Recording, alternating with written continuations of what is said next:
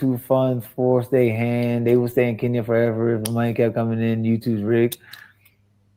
It's not low YouTube funds. It's like okay, it's not even a fun. It's just discouraging.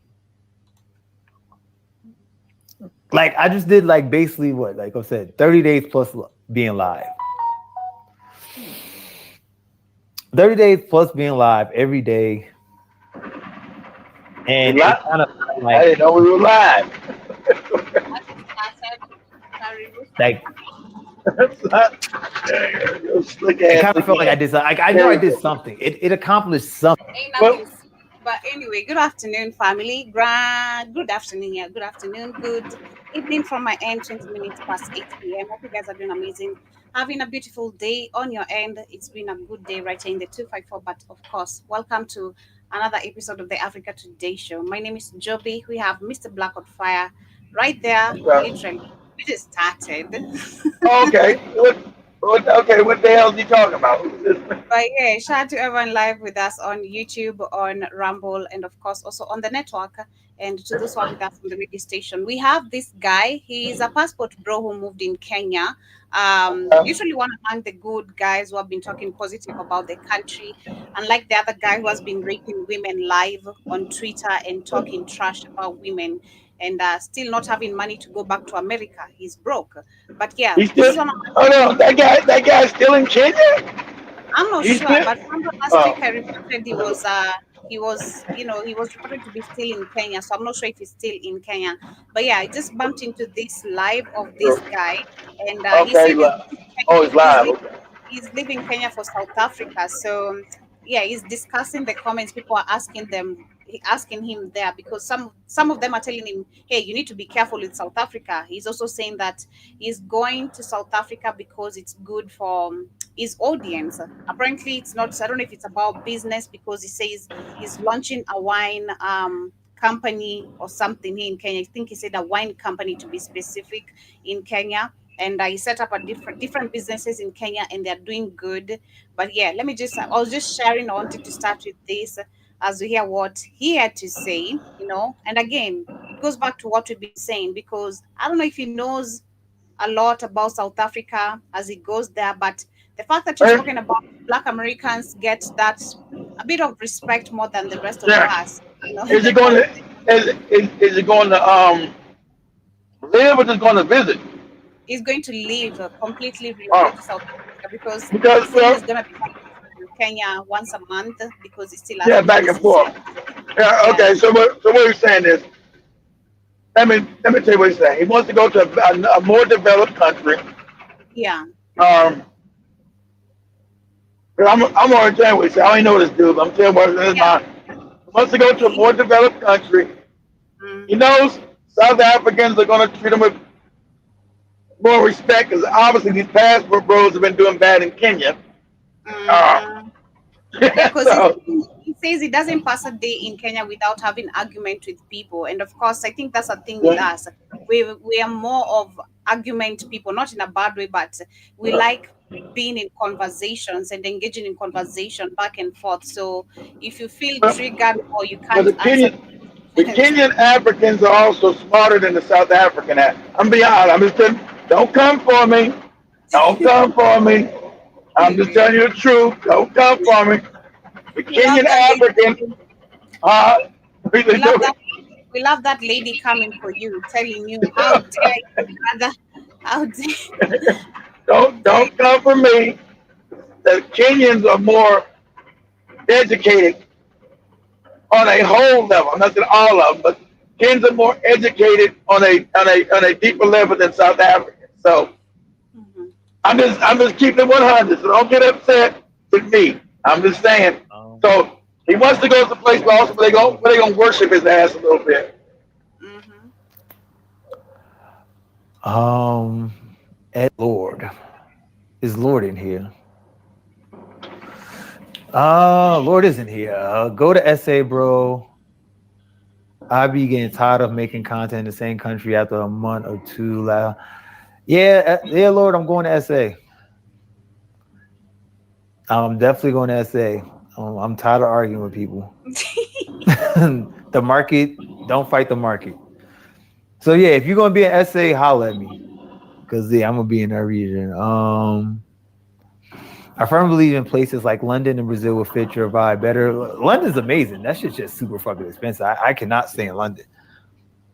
Yeah, a place where the US dollar loses 33%. You basically you're getting a 40% tax by being in London. 40% tax. Nah. Like I like London, but yeah, Brazil, I could probably do Brazil because Brazil's probably manageable. But like that London, like I like the UK in London, but that taxes. Whoo. Shout out to John Mosquito. I wonder how he's managing. To move around for growth. Because he's not, in fact, Jim Mosquito's a British. He's using the pound. This more around using the dollar, Joe. It's different. Still. Not necessarily, because there's content creators who travel, but they stay in one country. Like there's somebody I watch. He's Thailand. I watch his trajectory and his growth path, and he just stays in for the most part in Thailand. It's a channel called Keys One, and he just stays in Thailand, and he's over 100K. But the thing is, and I hate to keep saying like beat a dead horse, but like you can't have friction. It's gonna be hard to grow if your audience has friction with the place that you're at. That's at the end of the day. Why Kenya you is a, having why you having Exactly. friction with Kenyans? Because somehow you must have did something they didn't like. Exactly, because if he's talking about the, because he's talking more on the argument. Personally, the way I know our people is just that Because we because people because will all like, I don't know how to say it, we like engaging in conversations. And I'd say as much as we're not more questionable on our system, our government, it would make no sense me saying we're questionable people, yet our system is this bad. But and we're then questionable people. and then mostly you can tell he's a moron too. So I bet there's So something he probably did to now. he's a moron because also got that Austin Holloman just made a video on TikTok. Kenya's the greatest place. Tim Nairobi that just love it. It's like paradise. So that's Austin, who's been to Brazil, been to South Africa, has been to all the other countries I've been to. He's telling you Nairobi is heaven for him.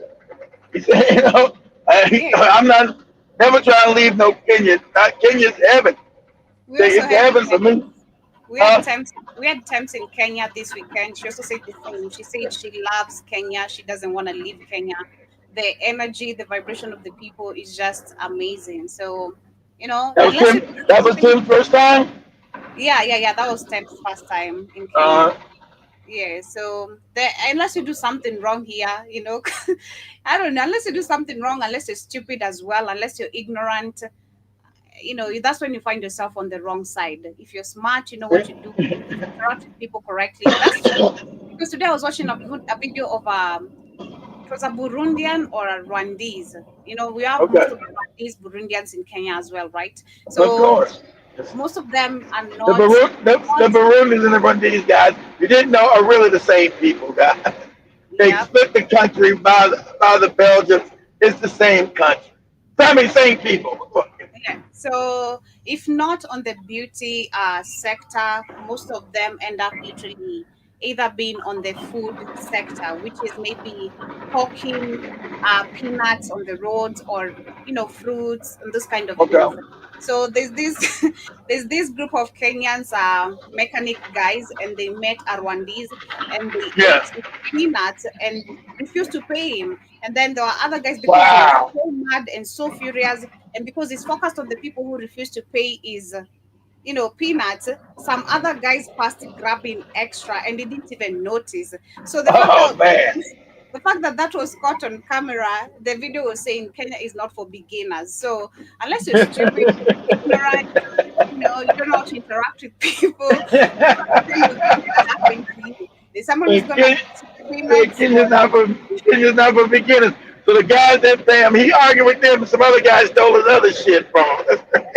Yeah, again, don't even in South Africa, the worst thing maybe thinks going to South Africa is going to save himself, or maybe people are ignorant there. So don't go with the Well, mentality of thinking people are ignorant. I That is I sent you a picture, Jeff. I sent you I'm a picture. Check my other phone. I sent you a video. Play that video real quick all on my other right. phone. Play Okay, that video play. about South Africa. So this is why people and white people want to go South Africa, keep black people. This is why they want to go to South Africa. Okay, I want you guys to look at this. Okay, the video Joe about to share. Uh-huh. So Yeah, so yeah, don't so, come here being ignorant or anything. Be very but smart. that's a Burundi, Joe. Their country's not really developed at all, Joe. They're really not, really naive. Really naive.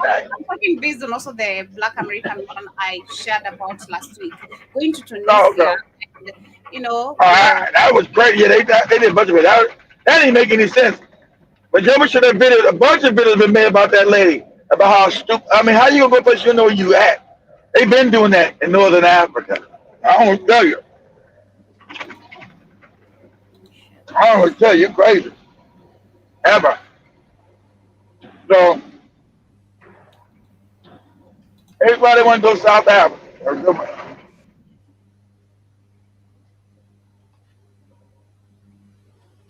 I think Then it's a YouTube video. Is this it? we now go. Yeah, that's it. And villas, very much influenced by the background in the hills of Beverly Hills, Bel Air. To the most expensive homes money can buy on the African continent. It is home to some of the most luxurious properties and neighborhoods. So a lot of tourists and internationals, they come here, they want to live in a really exclusive suburb. This is the spot. We've got from celebrities to top tier people living in this area. Actually, I'm standing on the road right now. It's called Nettington Road. It is the most This is why they expensive don't street, get with and the rest actually of it the black stretches people. for another This is 20 South Africa. kilometers, called the Atlantic Seaboard, the most southern part of the African continent. Featuring white sandy beaches, five-star restaurants, and the most sophisticated architecture in the southern hemisphere. Prime location, probably one of the best neighborhoods to live in Africa. Properties in this area come with a premium price tag as you would expect. Entry-level home apartment can start around $500,000, while oceanfront villas can surpass the $15 million mark, like this mansion right here. There is a home in Camps Bay that can fetch up to $35 million. So, who is buying this villa? And you What believe makes there's area mostly so white exclusive? people living Why there. is it home? That's in the cake, but they trying to tell the black people to get the hell out.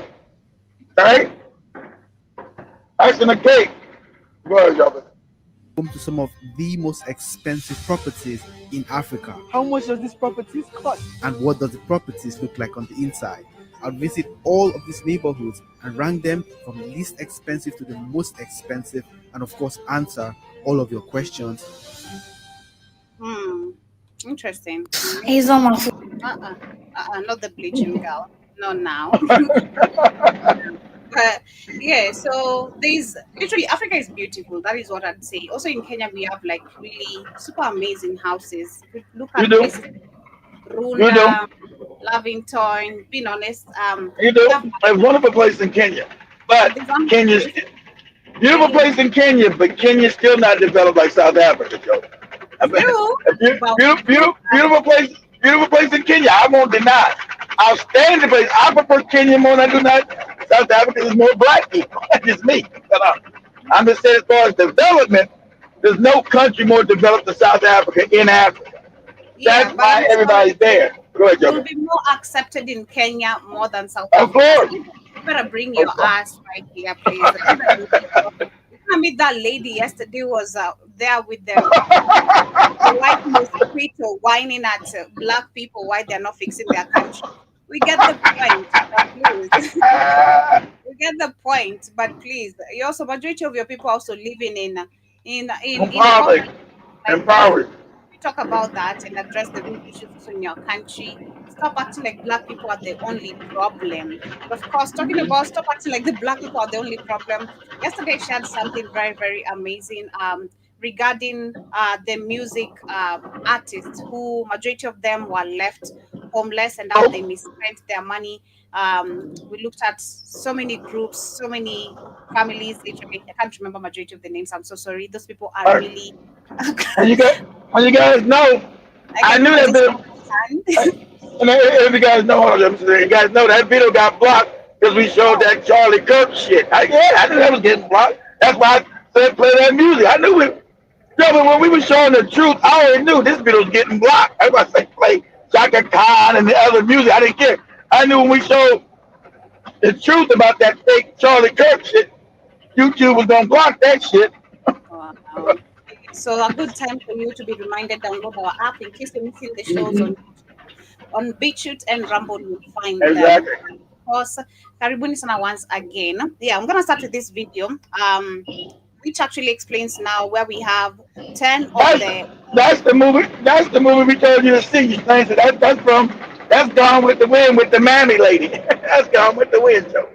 Yeah, so we're gonna literally talk about or look at 10 of the old Hollywood racist movies targeting black people literally, and how degrading it is to the black community, if I'm using the right term, literally. That's the right word. Yeah, so yeah, let me start with this and then we're gonna move. That's the movie we told you to watch, Joe, about the mammy, about the fat black lady. That's Gone with the Wind. Oh, racist ass shit. Yeah, and then we're going to talk about Kash Patel, who has fired up to 20 agents pictured kneeling during the 2020 George Floyd protest, and looking at literally how white people also feel about this and explaining how it is literally their true nature of who they really are. Let's start. And a fleet to bottle up our harbors and starve us to death. All we've got is cotton and slaves and arrogance. That's treacherous. They called them classics. They called them timeless. But these films didn't just tell stories. They sold racism to millions. Tonight, we're breaking down 10 of the most racist movies in old Hollywood history. The ones that made slavery look charming, turned blackface into entertainment, and shaped how America saw entire races for generations. If you want to know where Hollywood's racism started, you start here. The Birth of a Nation isn't just an old silent film.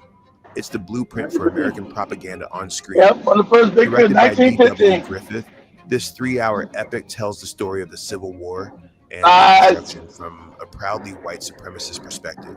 Yep. Black men are shown as dangerous predators, freed slaves are portrayed as violent and unfit for freedom, and the Ku Klux Klan rides in as the heroic Ku Klux Klan is the heroes. And remember, sorry, Woodrow Wilson was the president. Love this, but remember, he's the one sold the country to the Jays. And when you get the central bank, and who controlled Hollywood? Oh, the same cats with the hats, right? But this moron was the same one who had acted the Federal Reserve Bank when they get to print money out of nothing. You know, so he's president while this movie, I'm sure they're going to say in there, this movie was shown in the White House, and Woodrow was like, oh, this is so true, these dirty niggas. These no good dirty niggas. They're so filthy and fucked up. And they need to be dealt with. Right? This your president, Woodrow Wilson, they selling out ass.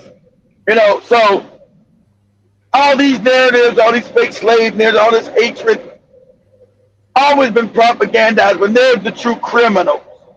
Go ahead, Geoge. Projects. Birth was Hollywood's first blockbuster. It played in packed theaters, broke box office records, and in the White House. At the White House for told you. Pause. I told that. I told they're gonna sure get paid in the White House with this no good, dirty, no good, filthy ass racist. This was our own first racist ass cracker. Once we can dig his ass back up and do what needs to be done with his filthy ass. Also, you white people, he's the one that sold your country out. You fucking morons. He's the one you got the fake money in the first place. This puppet that they put in there. This dude was a professor of a damn university. How did he become president of the United States? How did this moron become president? Oh, they put him in there so they can pass these fake laws to make the fake money. You didn't know that, did you? You're not taught that in none of your schools? This fucking filthy ass fucking cracker right here. He the one sold your country out. This racist bastard. I wish I could dig his ass up and bubblegum this motherfucker again. Go ahead, Geoge. Lee said, "It's like writing history with lightning." The impact was devastating. The movie directly inspired the revival of the Klan, complete with cross burnings. And pause again. Remember, pause again. Remember, after this movie was made, they went out and started killing black people. After this movie was out, they went out and just started murdering black innocent people, hanging them, murdering them. Did this no good dirty cracker do any goddamn thing? Of course not. After this movie, because the movie is about emotion, and so they would just go out. Oh, pause that. I almost missed it. So, just pause that for a second. Just pause. They would go out after this movie was made, just kill innocent black people walking down the fucking street, lynch them, hang them, because of some fake ass movie. Because morons believe what's in the movies till today. That's why it's propaganda and mind control. Go ahead, Geoge. Accusing his critics of censorship. Film historians still praise its technical innovations, close-ups, cross-cutting, sweeping battle scenes, but they rarely emphasize that those innovations were used to sell hate to millions. The Birth of a Nation wasn't just a movie. It was a cultural event that rewrote history, fueled real-world violence, and set the tone for decades of Hollywood storytelling. It's one of the most celebrated movies ever made, winner of 10 Oscars, the highest grossing film of all time, adjusted for inflation, and a crown jewel of Hollywood. Yeah, can you pause it? This movie's almost This movie's almost 100 years old, and it's still the top grossing movie of all time. So don't tell me hate ain't their natural form. This movie's almost a fucking 100 years old, and it's the #1 movie of all times, money-wise. So don't tell me hate ain't their natural position. Who's watching a movie 100 years from now? Shit's crazy. Go ahead, Joe. It's a love letter to the Confederacy. The film romanticizes plantation life as glamorous and noble. Slavery is treated like background decoration, with enslaved black characters shown as loyal, happy, and devoted to their white masters. Scarlett O'Hara and Rhett Butler aren't just fighting for love. They're fighting to preserve a way of life built on human bondage. Even Reconstruction, the era when freed black Americans tried to build lives for themselves, is portrayed as chaos, with black characters shown as corrupt or violent. The Ku Klux Klan isn't mentioned by name, but the film includes a scene of white men donning hoods to carry out vigilante justice. Yes, Hattie McDaniel made history as the first black Oscar winner for her role as Mammy, but she wasn't even allowed to sit with her white co-stars at the ceremony. For decades, Gone with the Wind was treated as a harmless classic, shown on TV, taught in film schools, and sold as pure nostalgia. But nostalgia for who? This film didn't just rewrite history, it made millions of viewers feel good about a version of the South that never existed. Gone with the Wind is still beautiful to look at, but it's also one of Hollywood's most successful lies. Disney likes to pretend this movie doesn't exist, and for good reason. Song of the South is one of the most infamous films the studio ever They took it down, exactly. It's been locked away in the vault for decades. On the surface, it's the story of Uncle Remus, a kindly black man who tells animated fables to a young white boy on a Georgia plantation. But the setting is never clear. Slavery may have just ended, yet the plantation is portrayed as an idyllic paradise where black and white characters live in perfect harmony. The reality is ugly. Song of the South turns the trauma of Reconstruction into a children's sing-along. The film makes no mention of the violence, poverty, and terror black Southerners actually faced. Instead, it presents a fantasy where formerly enslaved people are happy, cheerful, and thrilled to stay right where Another fat black mammy. Here you go. Another fat black movie. Which won an Oscar, is drenched in nostalgia for the good old days. You can't find that movie. That movie's so openly racist, you can't even find it no more. That movie's so openly vile and fucking racist, you can't even find it. And this is your Disney, who was a no good dirty homosexual ass racist. Anybody? Disney was Disney was raping children. And that's not allegedly nothing. This Disney, all these pedophiles, but they always have one thing in common: racist to black people. They always got that in common. You can't even find this movie so racist. Go ahead, Joe. isn't innocent, it's the lost cause myth repackaged by the most powerful family entertainment company in the world. Disney has never released Song of the South on home video in the US, but its influence lingers. Splash Mountain, one of Disneyland's most famous rides, was based on its characters and story until it was finally rethemed in 2023. Song of the South wasn't just bad history, it was dangerous history wrapped in a catchy tune and sold to children. Audrey Hepburn's little black dress may have defined elegance, but Breakfast at Tiffany's also defined one of Hollywood's most cringeworthy racist performances. Enter Mickey Rooney as Mr. Yuniyoshi. Yeah, the Chinese thing. I can pause that. But the Chinese, yeah. I think gonna say the Chinese, they say, oh, you're so good. But the China's now got power. So you won't see no more of these characters. But African people, you got no more power. So you're still treated like shit because you haven't gained power. China didn't have no power back then. China at this time was poorer than Africa. So they mocked them. If you guys see the thing, he was like, oh, you're so good. You've been good to me. Yo. I remember this shit. This shit was funny. But go ahead, Joe.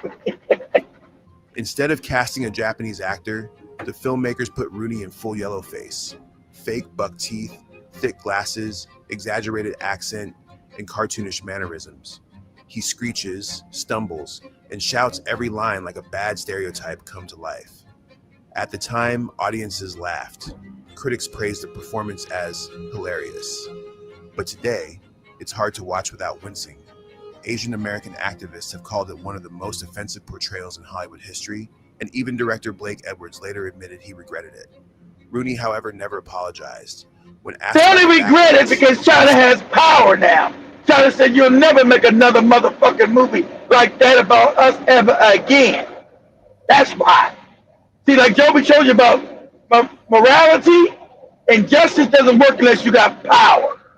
So until China got power, those depictions will continue to be played because they're racist naturally. That's who these people are. So, and that character was, if you guys ever see that character, I'm going to have Geoge pull it up on YouTube. That shit was crazy. Oh, you so good. Yo. It's crazy. Go ahead, Geoge. He was heartbroken people were offended, but insisted, I played it as broadly as I could. That was the style. In other words, he doubled down. The rest of the movie is beloved. Hepburn's performance, the New York backdrop, the iconic music, which makes Yuniyoshi stand out even more like a scar on an otherwise stylish classic. Breakfast at Tiffany's proved that even in the 1960s, Hollywood could package racism as comedy and still get applause. The race they still do today. Shirley Temple saved the box office during the Great Depression, but some of her cutest movies Mr. are also some Bojangles. of Hollywood's most racist, and The Littlest Rebel might be the worst offender. In this film, Temple plays the daughter of a Confederate officer during the Civil War. The plot treats the Confederacy as noble and heroic, painting Temple's character as a sweet little victim of the Union Army. Her mission, help her daddy escape from Yankee soldiers, with the help of loyal black servants who cheerfully risk their lives for the freedom. Little black servants who instead of wanting to get free, gonna help the little white bastard here. These stories are so fucking filthy, goddammit. Propaganda, this is the mind of these white and the Jays who wrote this shit. Okay?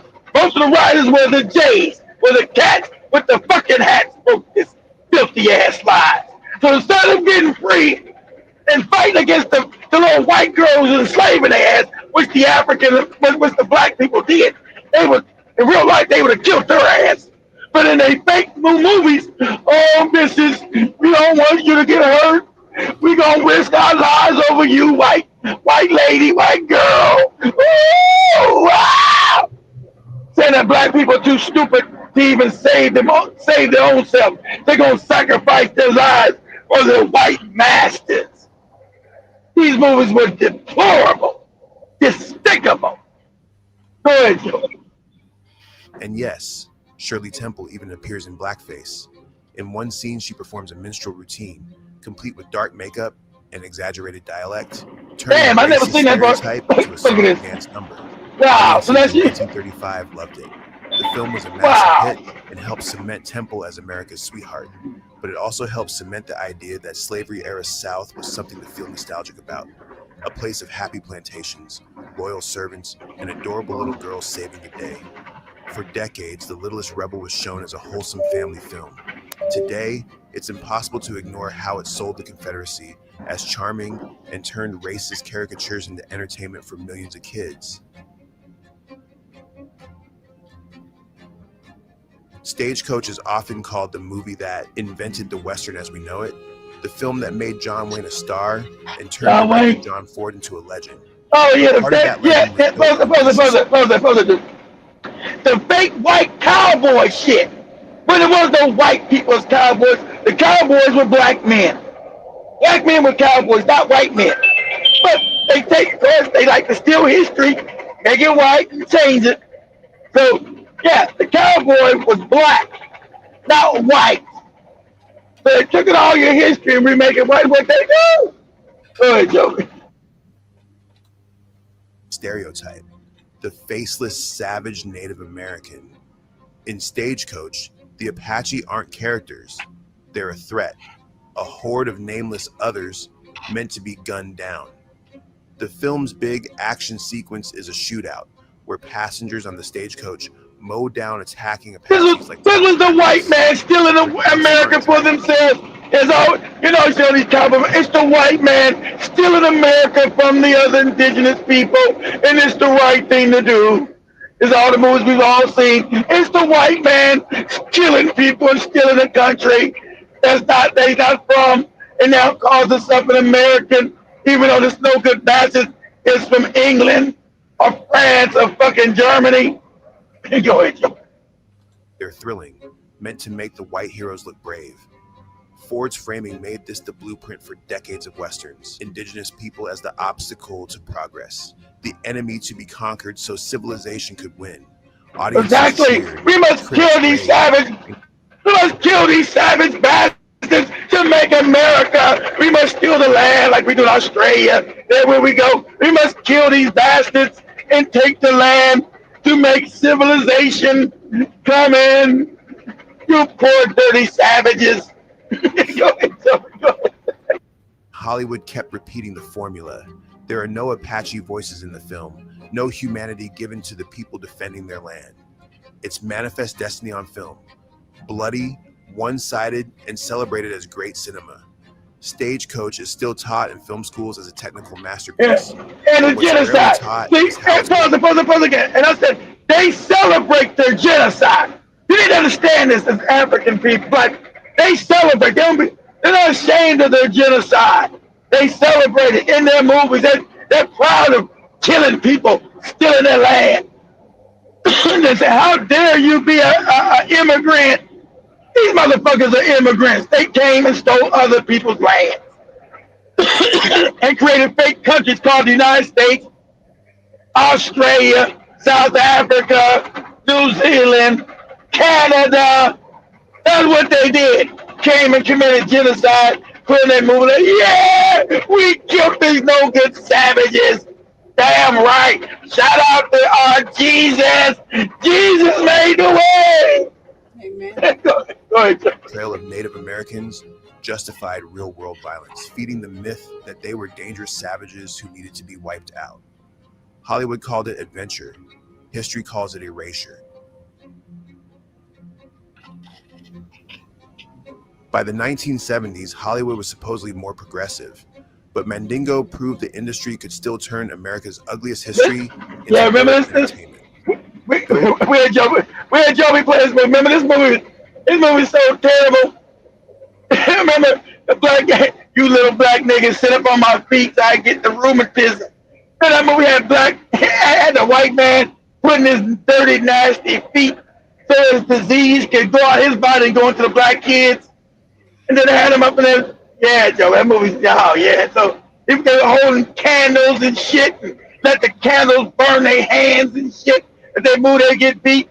And they try to put Mandingo in that big ass pot because that white woman slept with him. You get in that pot, Mandingo. No, massa. No. You get in that pot, nigga.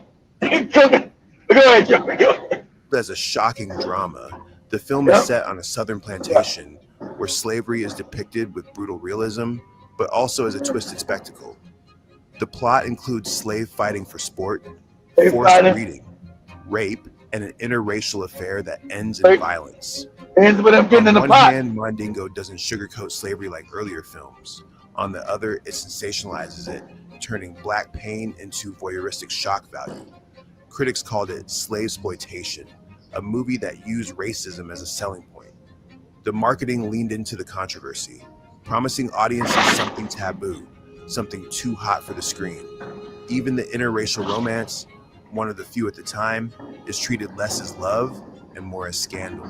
Instead of challenging racist fears, it plays right into them, ending in tragedy that reinforces the idea such relationships are doomed. When it was released, Mandingo was condemned by critics, but became a box office hit, proof that audiences were willing to pay to watch slavery turned into a soap opera of violence and sex. And remember, pause it. We got to watch that. We might have to do that on movie night. Remember that? This movie made me so angry when I watched it as an adult. I was like a baby when it came out. But remember, the white men were raping the black women, said, "You don't kiss none of these nigga bitches on the mouth, but you want to put your dick in them, but they're not human enough to kiss. And you don't never kiss none of these black bitches. You don't put your mouth on these black bitches." Remember that part? And the mindset of these stupid Europeans is just crazy. Right? You don't put your mouth on them. You rape them and you get rid of them. Crazy. It's a bizarre relic. Part exploitation film, part commentary. Get up in that top, Mandingo. Don't mess with. One thing is clear. Mandingo made a circus out of a genocide and Hollywood cashed the check. The Jazz Singer is one of the most important films in history. Oh yeah, another synchronized sound and launched the talkie era. But the first words ever spoken in a feature film came from a man in blackface. Al Jolson plays the son of Jewish immigrants who defies his father to become a popular He's a cat with the hat. Big emotional moment. And pause it.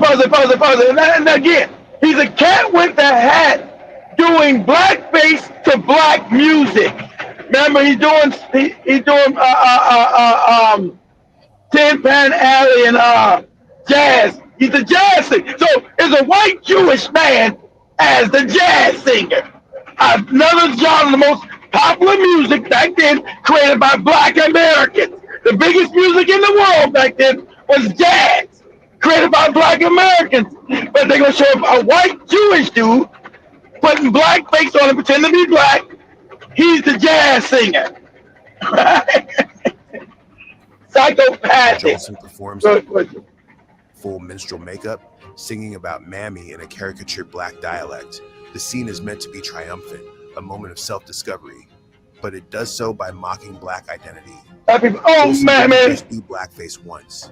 He built his entire career on it. He claimed to be honoring black music, but he profited by turning it into a minstrel act for white audiences. The Jazz Singer immortalized the act as Hollywood's first blockbuster with sound.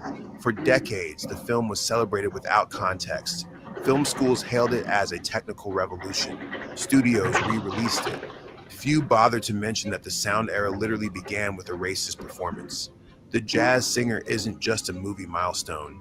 It's proof that Hollywood's biggest breakthroughs came with a price. The talkie era started by putting on a mask of blackness and laughing all the way to the box office. He's the jazz singer. He's benefiting the jazz music. Get out of here. Dumbo was considered a harmless Disney classic, a sweet story about a flying elephant who learns to believe in himself. But hidden inside this childhood favorite is one of the most infamous racist caricatures in animation history. We're talking about the Crows, led by a character literally named Jim Crow. Jim Crow. Yes, as in the Jim Crow laws that enforce segregation in the South. The lead crow is remember I had you guys look up that, I had Joey look up the Crow years ago with the Heckle and Jekyll. Remember, Heckle and Jekyll is a spin-off this. So we grew up in the morning looking at Heckle and Jekyll, didn't know it was about two black people talking crazy. We didn't know it was a racist cartoon. We thought it was just crows having fun. And no, that was some niggerish shit. I mean, mocking black people. Go ahead, Joey. actor putting on a stereotypical black dialect, and the group is drawn as exaggerated minstrel caricatures, big lips, slouching postures, talking ebonics. Yeah, jazz like Robert Ojo, talking ebonics. Y'all, what y'all doing there, sweet Joby? How y'all be doing there, girl? Shoot, you sure looking mighty fine with your fine ass. 1940s audiences. Worse, The Crow's big musical number, When I See an Elephant Fly, is one of the most memorable parts of the movie, meaning generations of kids grew up singing along to what was basically a minstrel show. Some defenders argue the Crows were actually the only sympathetic characters in the film. They helped Dumbo fly. But that doesn't erase the fact that Disney was still profiting from racist tropes, literally naming a character after America's segregation system and playing it for fun. Today, Dumbo is still available on Disney+, but now comes with a disclaimer about negative depictions and mistreatment of people or cultures. It's a rare moment where Disney actually admits what it did.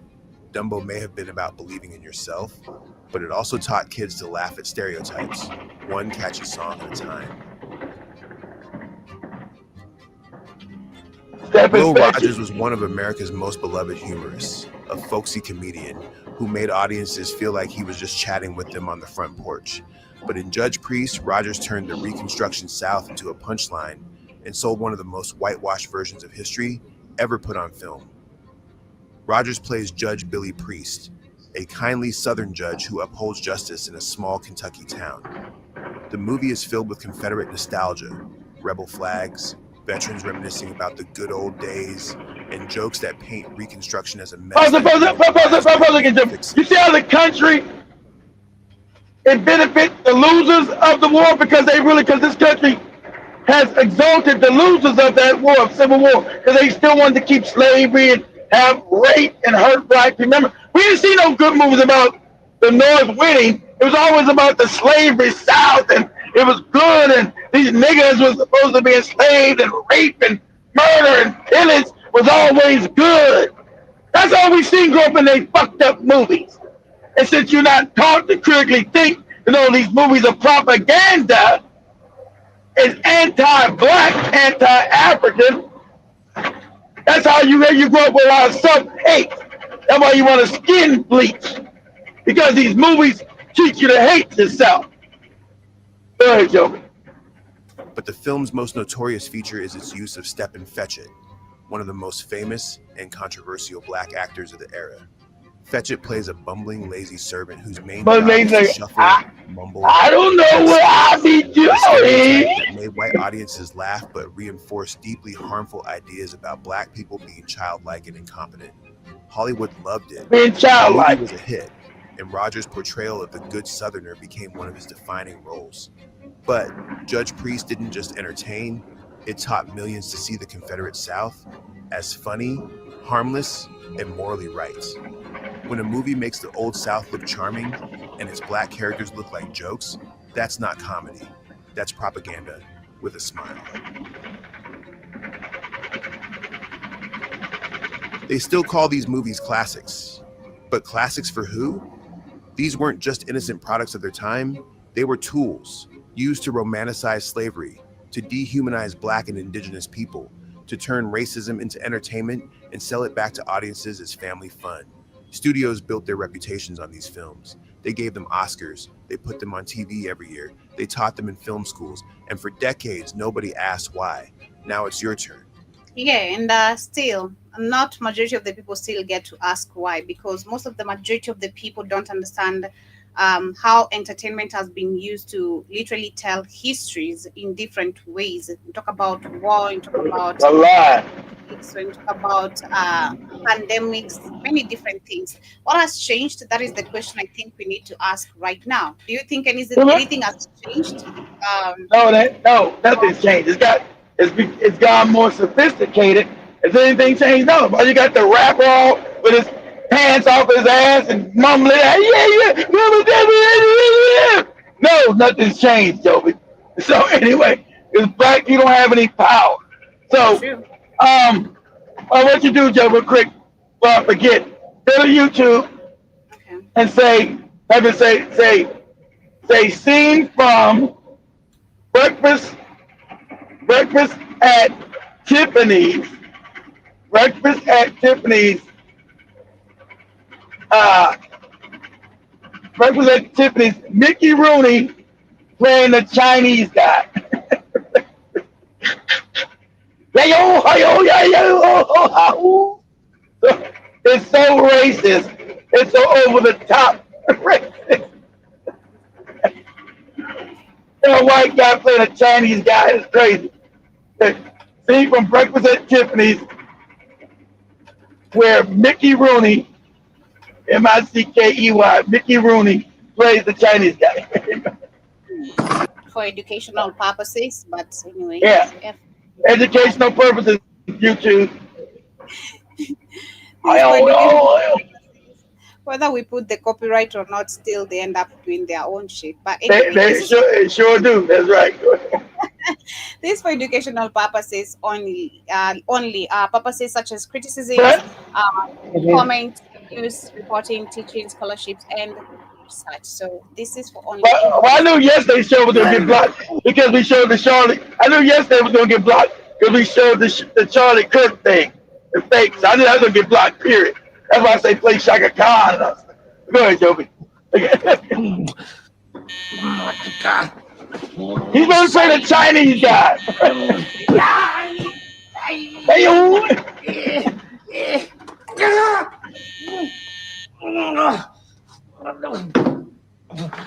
Mr. Go right way. Someday, Mr. Go right way.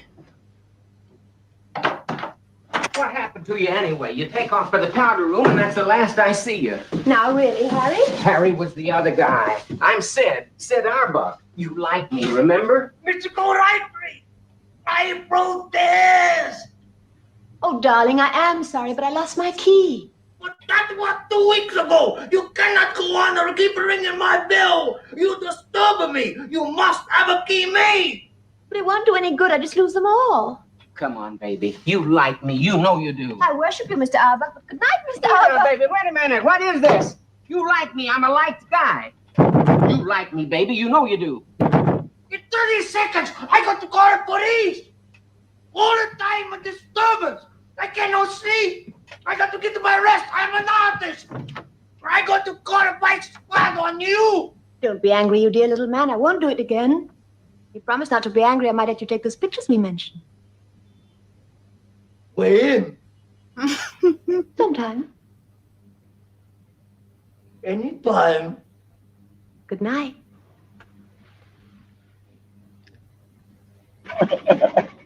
That's it, Joey. So you see how overly racist and over the top crazy that thing. But you won't see that no more. The Chinese have power now. So they won't allow that shit. That over the top crazy shit.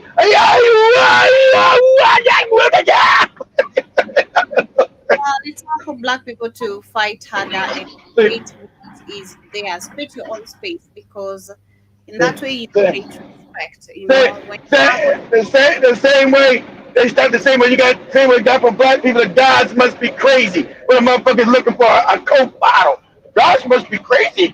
Gave me this Coke bottle from the sky.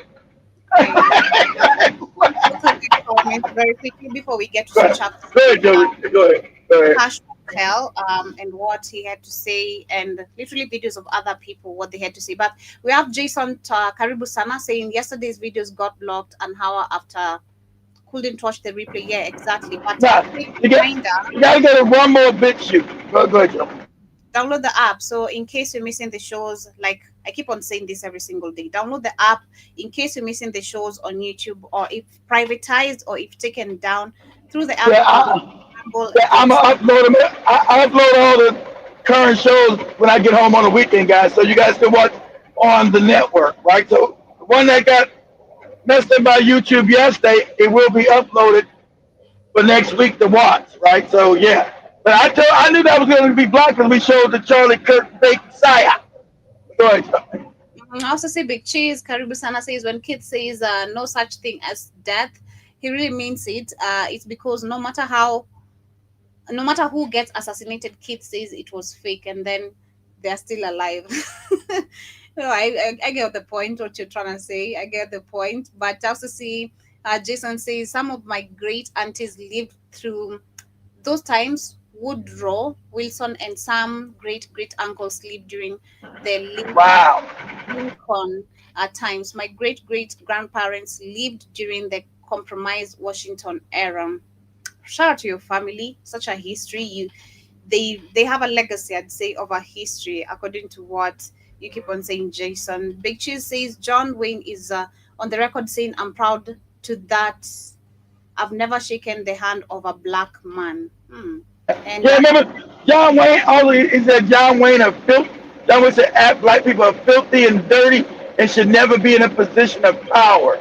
As the guy, he said they're childlike in the head. What did he say? He said black people are child. Same thing Nixon said. He said John Wayne said black people are childlike in the head, the children.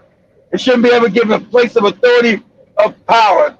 He said God made black people to be servants, and that's where they'll stay as a servant class.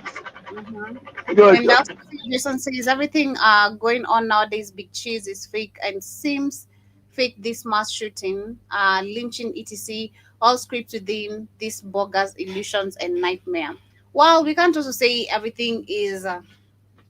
Let's not put the ignorance into it as well, or the assumption. Let me say assumption, not ignorance. Let me say assumption, because in the real life, these things do happen. We can't just say or ignore that.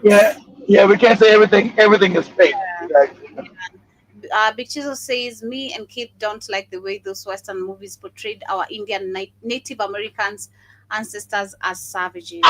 You know I don't give a shit about how they betrayed those damn Indians. Yeah, sorry you black people think you're Indians. Those fucking Indians were racist to black people too. And it's funny, they always got an enemy with white people, but even though they fighting against the white man, they always got time to be racist and hate on black people. So fuck them. Fuck the damn Indians. Fuck them if they got wiped out. Fuck them. Fuck them. You can't give me no damn. Hey, let's fight for the Native Americans. I'll tell you straight to your face. Fuck them. Go ahead, Joe. KW Don Karibusana says the logic conclusion of white hegemony is African deletation. Shout out to Jiba Jaba Karibusana. I hope you're doing great, having a good day. Says Ronnie had like 9 or 10 wives. Also says that the broads playing a whore and that film celebrated. And Bichi says, when are we having that South African lady on the show? Well, you ask Iwaton. Iwaton is good with that. I'm not doing no interview with that lady. I can't. I can't. Or Keith can also do that. Nah, that South African lady gonna tell Joby, go back to your country and fix it. Go back. Where you from? I'm Kenyan. How are you? Joby said, I'm Kenyan. Gebusana. Gebusana, back to your country. I'm very humble. I'll smack you. I'm very humble. I'm very professional, but also very humble. Don't try me, please. Don't try me. I also see Jay Jabba says John Wayne had over 20 pounds of doo-doo inside of him when he died. God damn. Yeah. 25. I heard that. A feces. I heard that too somewhere. It was full of doo-doo. Look at Joey. Look at Joey saying that hurts so that's weird. That's different. Look at Joey's face all changed. There's a lot of history within both sides of my family. I'm just now finding out my family from all grounds the globe. Nice. General Mosquito, you're on time today. Actually, you are 50 minutes late. Bakari Busana. Hope you're doing great. And I also say Jibajaba says, when is Umar coming on? I want to see him eat Joby Zugali. That's a good question. I also, because I don't know. You guys got to ask Airtime when the conference is. I don't know. Joby don't ever ask nobody shit, so I know she don't know. I don't know when the conference is, guys. So Airtime was scheduled to go. So I don't know. You guys ask Airtime. when she's scheduled to go, because she said, I'm gonna talk to him. I'm gonna get him to come back to the studio if I can. I said, don't worry about airtime. I won't say nothing. I won't say a damn thing. Nothing. So, so whenever she goes, I believe airtime can get his ass. That's what I'm saying. She can get that South African lady, and she's gonna be very humble and like me. Hi, how you doing? I've been seeing you defending South Africans. No, I'm not gonna be doing that. Nah, that's not me. Yeah, I'm a whooper ass. Try to talk to me, go back to Kenya. I don't like arrogant people because I can be arrogant too. Don't try that. And I also see Jason says, when Dr. Omar gets invited to the show, ask him about the school, not his dirty apartment. Oh my god. You guys asked me. I'm not gonna be on it because I'm not gonna. If airtime gets him back, I'm not gonna be rude. I'm not gonna be on there. You guys be in the comments. We'll let you know. And when he's coming, you guys say that shit. We were supposed to get a phone and have you guys be able to call in, so you guys can call in and ask questions. So I'll ask airtime tomorrow when is the conference, so she'll know. I don't know. I don't know when he's supposed to be coming to Kenya. I don't know. I don't know the information. Shout out to him. Good luck to him trying to hustle Kenyans. He'll be hustled. But anyway, as we get into He gonna be hustling some Kenyan coochie, Joby. As Dr. Umar's gonna be hustling some Kenyan coochie. Yeah. Yeah.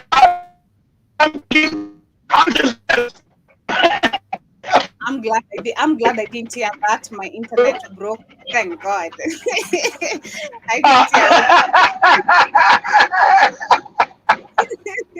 I didn't hear We're gonna promise a free. We're gonna promise him a free haircut from Capri and a beard shave. Then do some comps. Hey, we're gonna give you a free haircut, nigga, and a free beard shave. Get yourself over to the studio. Capri would be laughing. Oh my, Capri would just be laughing. You'll never find Capri mad for nothing. He's always just smiling, happy, laughing. For no goddamn. And then he has another friend. He has another friend near the barber shop. They're friends. Like the guy works on the other barber shop, but they're really funny characters, both of them. They're like really good friends. So both of them. Is that the guy who brings to the studio? Is that the same guy? No. It's another. Okay. Guy. Okay. I love Capri. He's such a funny guy. Oh my god. Anyway, we have before we get into the George Floyd situation, because actually the story is related because Kash Patel had something to say about this sister right here, Asata Shakur. She passed away on Friday. Yeah. Yeah. She was a political activist, former member of the Black Panthers. Yeah. The Black Liberation Army, and the Tupac Shakur. She was the Tupac Shakur's godmother, and who reportedly died at the age of 78. So, of course, I was looking at some of her videos, what she did on TikTok, and she really did participate a lot in activism. But yeah, the same born Jonai Deborah Chesimad, if I'm pronouncing that correctly, Chesimad, was a member of the Black Panther Party and later the Black Panther Liberation Army during the 1970s, at a time when the Black activists were under constant surveillance and harassment from the FBI's COINTELPRO, Joe. Counterintelligence. Yeah, COINTELPRO. Counterintelligence program. Yeah, in 1973, she was involved in a confrontation on the New Jersey Turnpike that led state trooper Wena Foster and fellow activist Zaid Malik Shakur dead, and Asata was shot twice and arrested. She has always maintained that she did not fire a weapon and that her conviction was the result of false testimony. Of course it was. Remember, the FBI was there. That's when we looked at. When we also looked at with Fred Hampton, and the FBI killed Fred Hampton. When we played the movie I Am a Revolutionary, right? Young Fred Hampton at 21 was murdered. At that time, they were trying to break apart the Black resistance because no one wanted to go with the MLK shit. The youth told MLK he can stick that bullshit in his ear. All that marching around singing songs was dumb. black people ready for revolution. So they were being infiltrated by the CIA and the FBI. Since the CIA is not supposedly, we know it's a lie. CIA is not supposed to operate on American shores. That's for the FBI. FBI can operate on American ground, but the CIA is supposed to operate overseas, like in Kenya, Nigeria, Russia, whatever. We know we got the FBI operating outside of America too, but the CIA legally is not supposed to work inside the United States. But we know that's a lie. They've been working inside the country to just like the Charlie Kirk shit. That was the CIA op. So at that time, you had the FBI trying to break up and cause dissension within the Black Panther movement and all these resistant Black American movements that were, there to protect Black people and to call for justice. So what they would do, Joe, was called corn. They would infiltrate those units because they're bootlicks, Joe. They would take bootlicks, come in, undercover Black people, and they would cause dissension, cause you to arguing with each other, Joe. Divide and conquer, and they break up your organization. They would destroy you from within. My people are really racist. But yeah, they're saying she has always maintained that she did not fire a weapon, that her conviction was the result of false testimony, without evidence. Of course it was. And racial prejudice. Of course it was. No fingerprints tied to any gun, yet in 1977 she was convicted of murder and sentenced to life in prison. Of course she was. An all-white jury. So all-white jury. Of course she was. So luckily she was able to break out and make it to Cuba, because of course it was a setup. They were trying to lock them. They were locking up all the leaders, Joe. So to break up the Black Panther Party, destroy, which they did. They eventually destroyed it because it was a threat. That FBI said that was the #1 threat to the country. Black people trying to get freedom, Joby, is the #1 threat to the country. Unrest. You're causing an unrest. That's what they say. That's the new term. Like they always have new terms. In 1979, with the help of allies, she escaped prison and fled to Cuba, where she had granted political asylum in 1984. Asata is also the step-aunt and godmother of rapper Tupac Shakur, who often spoke for her influence of his life and music, praising her as the revolutionary voice for Black liberation. And for decades, she spoke from Cuba about systematic racism and oppression in the United States. In 2013, she was added to the FBI's most wanted terrorist. I mean, you're just trying to educate your people. You're a terrorist. Shout out to Ruto. Shout out to Ruto. And exactly. That $2 million reward for her capture. And not long ago, New York Jersey placed her at the very top of its most wanted list. Like, it's crazy. One person just threatening the whole world. It's insane. The rest in peace to Asata Shakur. She was a symbol of resistance, a voice against systematic racism, and an inspiration for those who continue to fight for justice and liberation. Her legacy will not be forgotten. So, of course, shout out to her. But, of course, we had... That happens, Joby, when you fight for justice. You're going to end up in prison, murdered, dead. Right? Because the system is designed to keep white on top and Black on the bottom. Exactly. We had Kash Patel. Crazy eyes. Has anybody seen this guy's eyes? I call him crazy eyes, Patel. He's cockeyed. He's doing this Indian's cockeyed. Crazy eyes, Patel. So yeah, let me show what one of the review of what he had to say from TikTok. So Kash Patel tries to come after people who are mourning Asada Shakur's passing. Aren't y'all mourning Charlie Kirk? Yeah, he said she's not supposed to be dead and all that. Yeah, because remember the Indians. Remember the Indians are bootlegs of the cats and white people. They want to be white so bad, but they're not. So they'll do anything. Remember, their system is a caste system. So Kash Patel would literally, like, all and lick the doodle out of white people's asses and suck it and eat it right in front of you. Right in front of you. So she shouldn't be celebrating. That's the main person you're supposed to celebrate. One who fought for justice and fought for the freedom of black and other people. But they tell you to worship a no good, dirty racist. Some hate-filled racist supposed to be. He's talking about, I see you in the hollow, my brother Charlie. What the fuck is he talking about? The Kirk's passing, that's a spit to all black Americans that he used harmful rhetoric against. Can we say that? Exactly. You know, because y'all out here celebrating Mr. Kirk. He ain't never really said nothing good about black folks. He always used us as a talking point. Matter of fact, in his passing, I keep saying it, he tried to use us in a talking point in his passing. Are you talking about gang violence? Do you understand that he got taken out on his last words being gang violence? And he wasn't talking about YT gangs. He was trying to talk about black gangs. Okay, that's what he was trying. Yeah, just said, why are they so obsessed about what we do?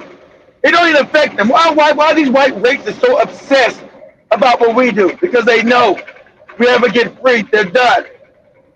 Because why are they so obsessed about us? They got to do with them. We don't kill them. We don't touch them. We don't bother. They almost got right on white crime. They can crime on the planet. They make, like Joe showed with just the move. They make all this fake history. They want to erase real history. Remember, they always want to erase real history. Real history. They don't want to talk about when they were filthy and dirty in England and France. All the history they make is fake. But then they want to make up this, all black people are the real criminals. Black people don't do nothing. They don't got the power to do anything. You're the criminals of the planet. You. But they always keep focusing on us as that we got something to do with them. You're talking about it's the psychopathy. The psychopathy of these people is priceless. Crazy. But then they tell you don't support a freedom fighter, a woman that fought for justice for black people, but support a racist who wouldn't even piss on black people if you caught on fire. You imagine the goddamn psychopathy of this fucking slant-eyed bastard, this fucking crazy-eyed kook, this goddamn liar. We know Charlie Kirk murder is fake. He's sitting there lying to you. Everything he tells you is a fucking lie. Because he's a boot-licking, no-good, dirty Indian. Go ahead, Joe. Right to mourn whoever we want to mourn. And yes, she will be missed. Okay? So Mr. Kash Patel can shut his mouth. Talk about it's a spit in the face to all the cops who sacrificed their lives. And exactly, and a very, very, very valid question. But as we shift from that, of course, we have more news of still what he had to say regarding the George Floyd situation protest in 2020 by firing 20 agents who are pictured kneeling down during that particular protest. So let me share a little bit of this, and then I'm gonna switch into another video where we have literally. See, he was. I told the Indian always want to be the most white supremacist than the goddamn white. That's why I told you. See, when they conquered India, the white man didn't have a problem conquering it because the Indians wanted to be conquered by white people. I always say that. So when they show that fake ass Gandhi, remember Gandhi so Gandhi wanted to be under white people. We want to be with you white people. We just don't want to be with the niggers. So when they conquered India, there was never no fight.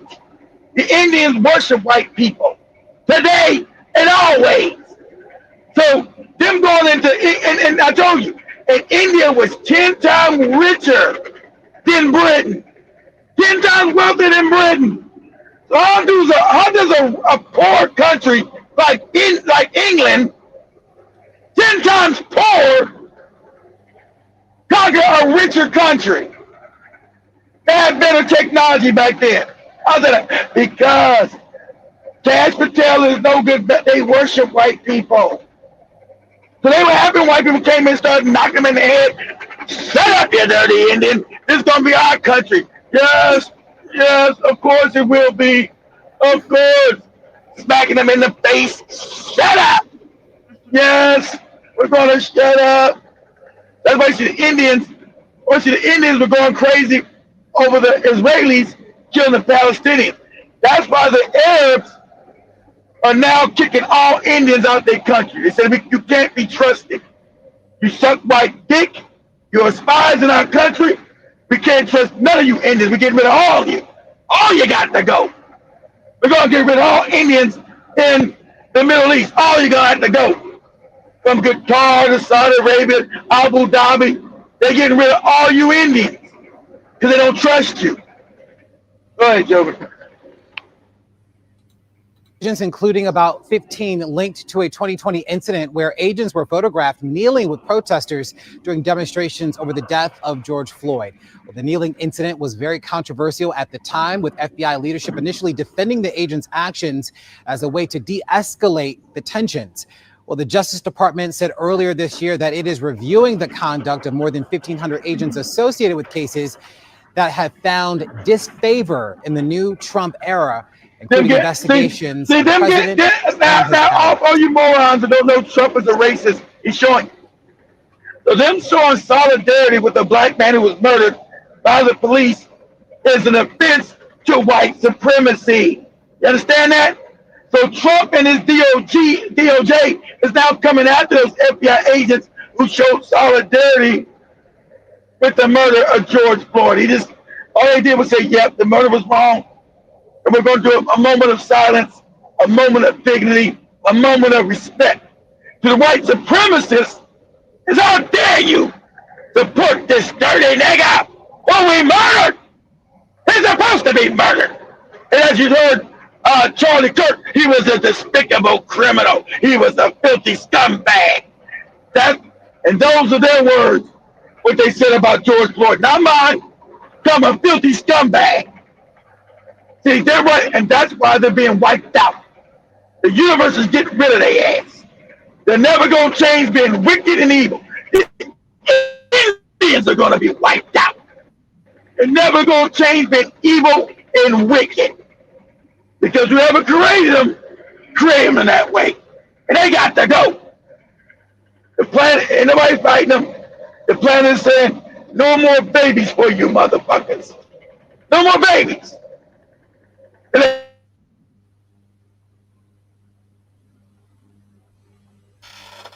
Lost you for a minute.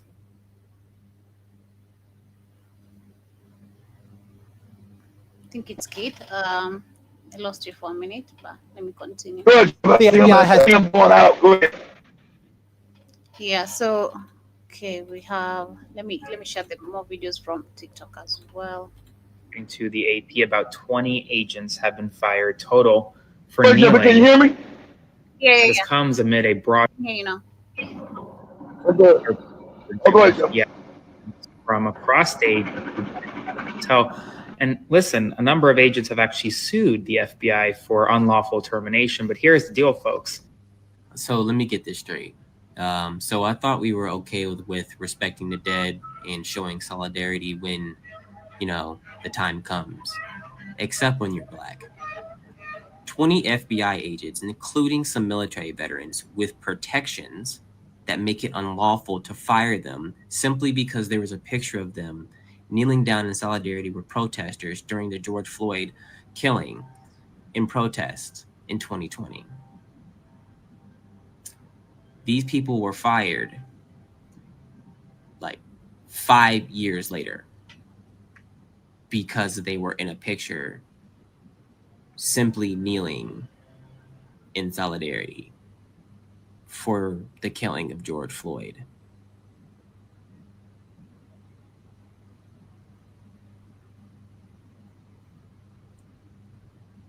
But you can get fired and practically hunted down and damn near being called a terrorist for not fucking with Charlie Kirk. I mean, it's right there in y'all faces. This is America. That is America.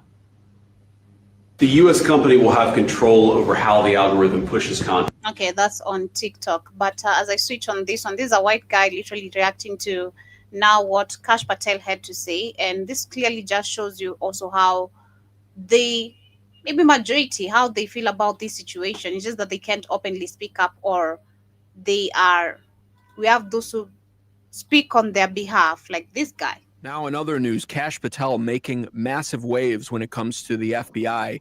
3 major FBI events happening just the past couple of days alone. You can see this quote specifically released by him. Everyone, especially those in positions of power, will be held to account no matter their perch. No one is above the law. Now, he was specifically citing James Comey's indictment there, and I'm going to cover that a little bit later on this episode. But what I want to get to first is this moment right here. Do you remember this moment when the FBI agents bended the knee during the BLM George Floyd riots? Do you remember this? It was disgraceful. Law enforcement giving up their position of power. It's disgraceful. See, that's how the whites are. See, with them, it's always about power and control and domination. I want you to always understand this with these people.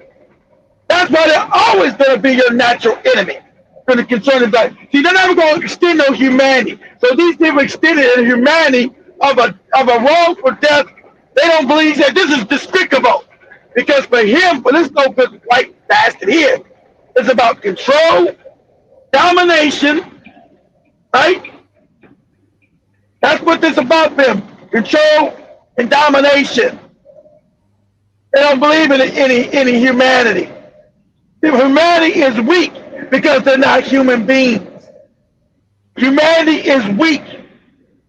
They don't have a human bone in their body. As Africans, you're supposed to understand that. So people show humanity, as long as it's humanity to their races, right? About the Charlie Cook. If you say, oh, Charlie, we're sad. I don't give a fuck about no Charlie Kirk. But they want you to bend the knee for their wicked racism. And that's why the universe said they got to go, finally. Whoever created them, they got to go. They're wicked and they're evil, and they always will be wicked and evil. Nothing's going to change them. Times change, they don't. Times change, they don't. Ever. Go ahead, Geoge. With confidence, and they're supposed to come in and reek of authority. And that alone is supposed to stop people from following their urge to commit crimes and riots and violence. Instead, these woke FBI agents bended the knee. I told you. See, that's how you know. And I'm going to explain this to you guys about individuals that don't have souls and spirits. See, they can never create. So they'll take our word because they can't create their own verbiage, right? They can never create their own verbiage because they don't exist as a soul entity. They're just a damn avatar, a low vibrational energy housed in this fucking thing.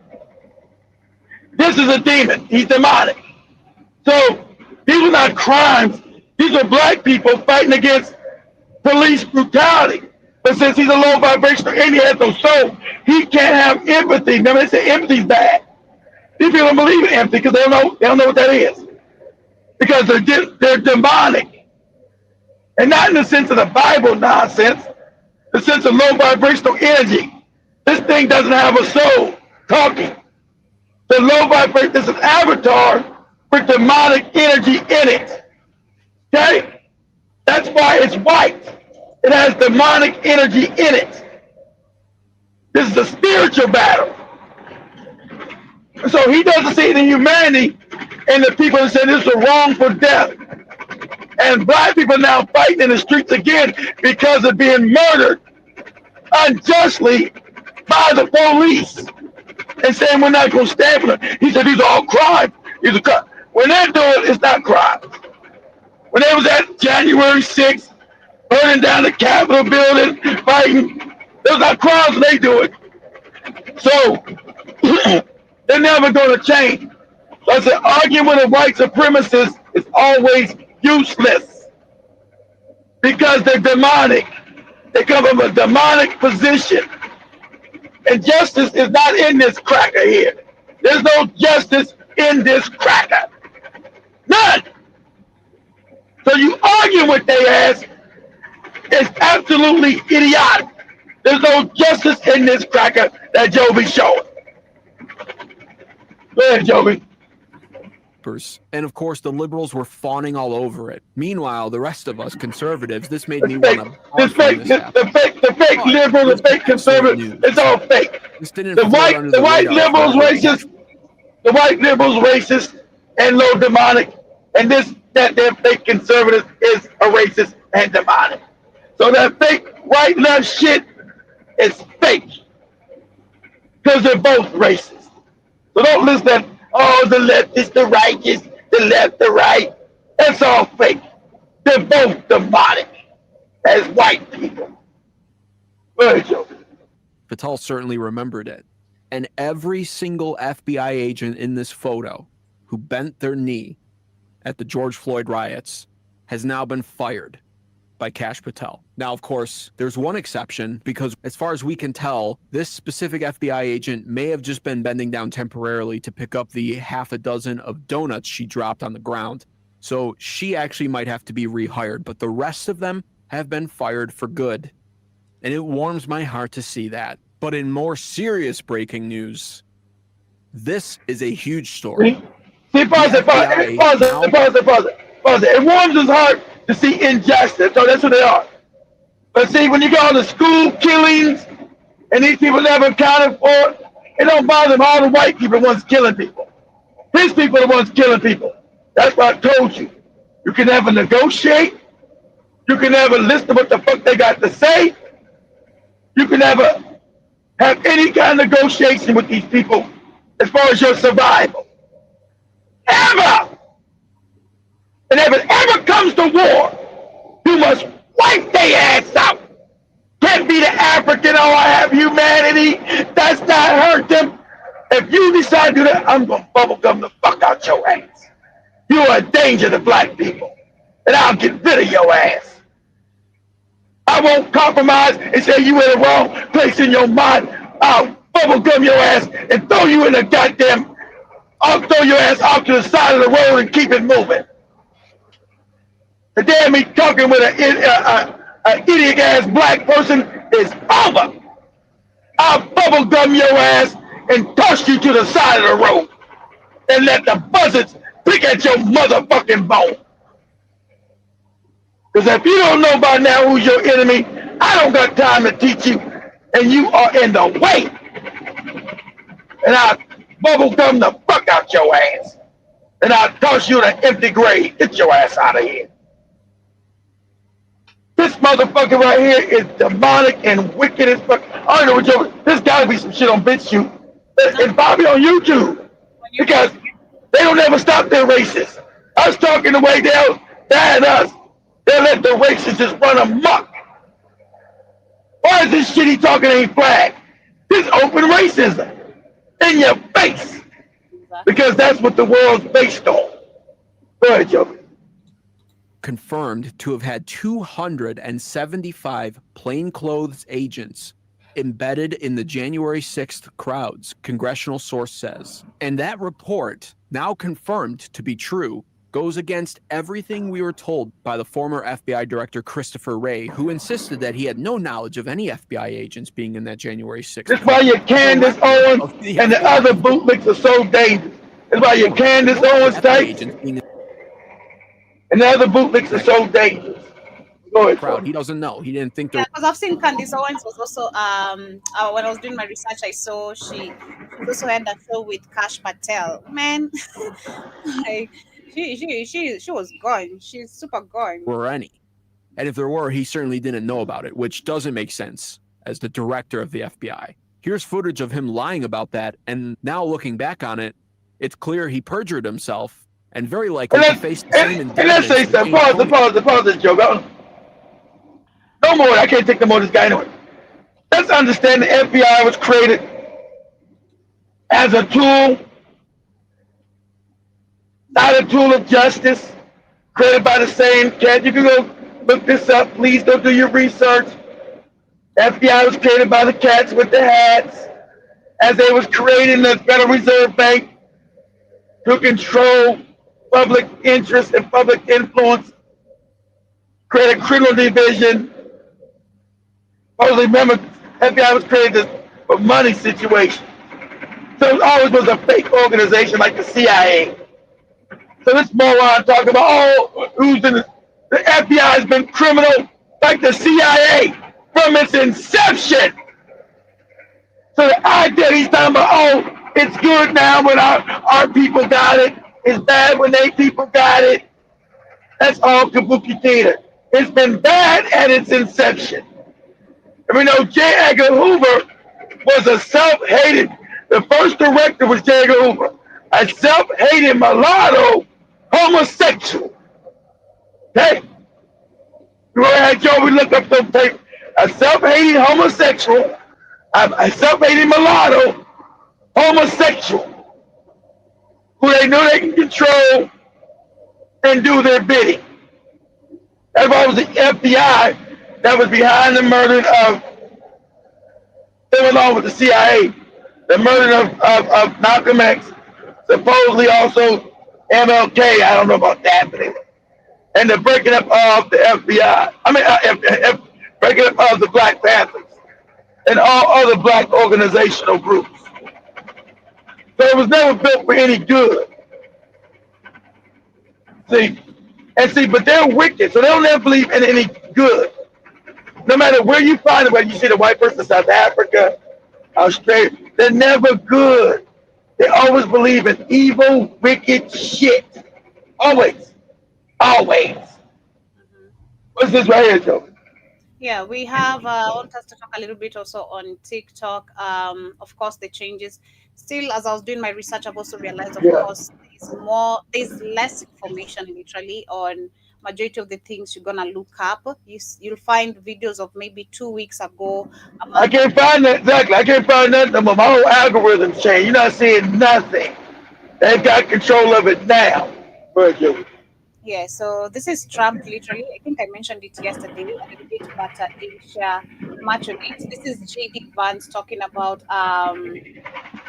literally why the investors need to take control of TikTok. The U.S. company will have control over how the algorithm pushes content to users. The most important thing is that it does protect Americans' data security. It ensures TikTok is still accessible. It protects American security. Now what it's doing is saying it's destroying their narrative. All the lies. That's why they're scared to death. All the lies. That's why they got to control all social media. All right? If you take telling the truth, you're the one that's ghosted. Everybody knows this now. Anybody with numbers is a phony. Or they're not talking about nothing. Everybody knows that finally now, understands this. Anybody with numbers is fake, is a phony, because they've already ghosted you. Like yesterday, we did that video, it got blocked. Okay? None of these fake ass new black media motherfucking morons, your Tariq Nasheed, your Jason Blacks, your Professor Black, and the rest of these other goofy morons. Right? Yeah. Tim Scott from the African diaspora, none of them were talking about the narrative being fake. They're not going to touch that. They'll just support the same fake narrative. Say, oh, he got shot by another white supremacist. That's their fake ass narrative. And it's a fucking lie. They're never going to touch that. They just regurgitate the narrative and say, oh, it's racism. It was another racist that did it. As if the narrative is true. The whole narrative is a goddamn lie. Just like that COVID shit. They never touch the narrative. If anybody touch the real narratives, you're getting banned, you're getting censored, you're getting stopped. Right? They never know American, they don't give a fuck about no American people. Oh, it's about the security of the American people. Sound crazy as shit. Wait. I finally decided, because I don't be on Facebook. I had like 1,000 Facebook friend requests. Goddamn, but let me push one of them. I pushed like 3 and just say yeah, just to see, right? And next thing I got flooded with porn. Porno shit. I got flooded with fucking porn shit. Oh, but they worry about your damn security. I gotta go back and follow these people I said yeah to and get rid of their ass. Soon as I say, yeah, I got a bunch of inundated with fucking porn. How's porn legal on Facebook and all these other shits? This filthy ass shit. I got inundated. All three of these people I said yes to filled my fucking inbox with fucking porno shit. How's that not a crime? How they not flagged for sending me filthy ass porno shit? What is this shit here? But that's allowed. And he's telling you, oh, we're concerned about the American people. Then how the fuck is somebody sending me porn? God damn it. What are you talking about? Don't fuck with that Facebook shit. Go ahead, Joe. Heard this a lot. What this deal ensures is that the American entity and the American investors will actually control the algorithm. We don't want this used as a propaganda tool by any foreign government. We want to make sure that our people and our American investors, they just had to be cats with hats, huh? And that's why you had Benjamin Netanyahu saying, we got TikTok and we're going to change TikTok. He told you in your face, we got TikTok. We're going to change the algorithm to benefit us. our investors actually make these decisions based on what's good for their business as opposed to what's good for another government's propaganda arm. So that's what we've done with this deal. I think it's very good for the American people. And as the president said, young people love this. We actually want everybody to access this, whether they're MAGA or not. We just want it to be fair. We want it to be fair to everybody. And we think that's what's going to happen with this new arrangement. So, Mr. President, and Mr. Vice President, the U.S. company could change the algorithm to push different content? Is that? The U.S. company will have control over how the algorithm pushes content to users, and that was a very important part of it. We thought it was necessary for the national security element of the law. We also just think it's important to protect American users. Again, we want national security. They want to check the American users. It's a goddamn lie. And why is my fucking inbox now being filled with fucking porn from goddamn Facebook? You lying, no good bastard. What the fuck is you talking about? You ain't protecting me from no porn. I just say, yeah, like a dumbass I was. Yeah, I'll accept a friend request. As soon as I did that shit, I'm inundated with fucking porn. Every last one of them. It was 3 people. So let me see it. And every last one was porn. All of it. All 3 of them sent me fucking filthy ass porn and shit. Back to back to back to back to back to back to back. I didn't open the shit. You know, you do on your phone, just get rid of that shit and then reopen the shit. But you know, it's porn. What is this shit here? Go ahead, Joe. Take my users to use this platform the way they want to. We want the business to make decisions about content based on the interests of the business and based on the interests of the users. And that's what we think will happen with this new arrangement. And they're paying a lot of money, and I think hopefully it's going to be a great deal. They're very sophisticated people. You'll see a list. Have you seen a list yet of the people? Well, you've been reading about it. Yes. We have some major news right now. Donald Trump will sign an executive order beginning the process of the U.S. acquiring TikTok, which means that the United States will soon retrain the TikTok algorithm under Oracle's guidance. According to reports, the deal will include 6 American businessmen on the board. There are 7 board seats. 6 will be occupied by Americans. Oracle will be responsible for all the security, data, and also the retraining of TikTok's algorithm here in the United States of America. And well, folks, it's happening and it's happening now. The deal itself is going to take about 5 to 8 months to fully complete, but the executive order will be signed today to start the process of all the deal paperwork, etc. And we'll also set the stage for a highly anticipated meeting between Donald Trump and Chinese President Xi Jinping. Big changes are coming to TikTok. Make sure to follow me on my other social platforms linked in my bio, including my Instagram, Substack, and YouTube. And follow along. I'll have more updates here as soon as we have them, so stay tuned. Peace, love, what up, though? Happy Black History Month. Okay, I don't know about that one, but yeah, so literally the algorithm of TikTok has completely already changed. If you're waiting for another change, it has already begun. It's already on. I've already noticed that personally. Exactly. It's already done. It's already right. Yeah, there is no going back. They have been pushing for this, they have been wanting this, and now they have it. because people have been questioning, because questions have been rising due to TikTok. Again, like I was saying earlier today on my show, TikTok has been more informative more than what they used to do back More than any other app. That's why I'm glad Big Cheese took me 2 years. I've been on for 2 years now, right? But it took me forever Big Cheese to get me on there. But I finally, TikTok was the best app ever. That's why they had to get it. Understand that? And what Joe used to say was God, that shit.